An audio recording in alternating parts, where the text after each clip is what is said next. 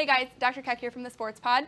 Today we're going to talk about things that my gymnasts can be doing in the off season. So the things that I'm going to describe today are a lot of the things that we're seeing during season that can be prevented or tried to be prevented during the off season. So those three things are hip mobility, core stability, which relates directly to low back pain, and also ankle mobility, dealing with the Achilles and things like that.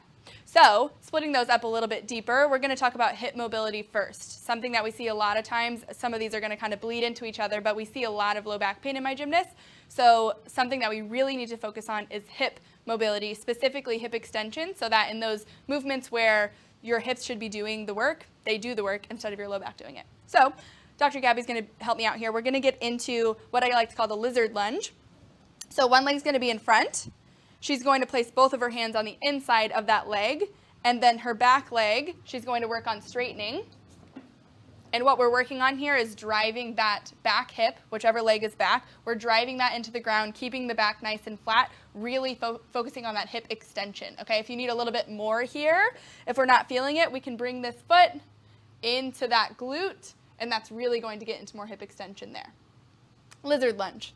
Next, we're going to talk about core stability, which again directly relates to that low back pain. A lot of times what we're seeing is that my gymnasts a lot of times will be kind of stuck in this anterior pelvic tilt position here with that curve in their lumbar spine. So what we want to focus on a lot of is really getting that core stability to protect the low back. So what we're going to do here is a hollow position. There is a lot of different varieties of the hollow position, but what we're looking for in any of the varieties is that our low back is really glued to the ground and I'm not allowing her to go into that archy position like this. So you can see that her hips came up here and now I can get my fingers underneath her low back. We don't want that. So whatever variation we're doing, low back is glued to the ground. Our rib cage is really glued into our pelvis, okay? We're just gonna pick one.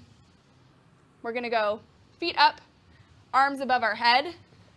And from here, I want her to think about lifting her shoulder blades up off of the ground. And then really think about that your rib cage closing into your pelvis. And we have nothing here. As soon as we have any space under that low back, we need to move it back just a little bit. So, hollow position.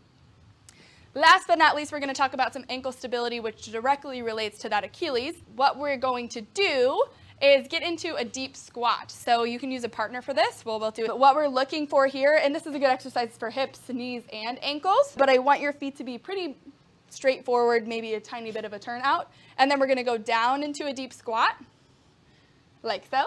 And then from here, you can rock side to side on those ankles, back and forth. Really getting in to that ankle mobility. And then if you don't need help, that's okay too. You can do it without a partner. But yeah, so this is really going to work on that ankle dorsiflexion and keep those Achilles nice and ready for the season. If you have any questions about any of those exercises we did, please feel free to reach out to us. We look forward to hearing from you.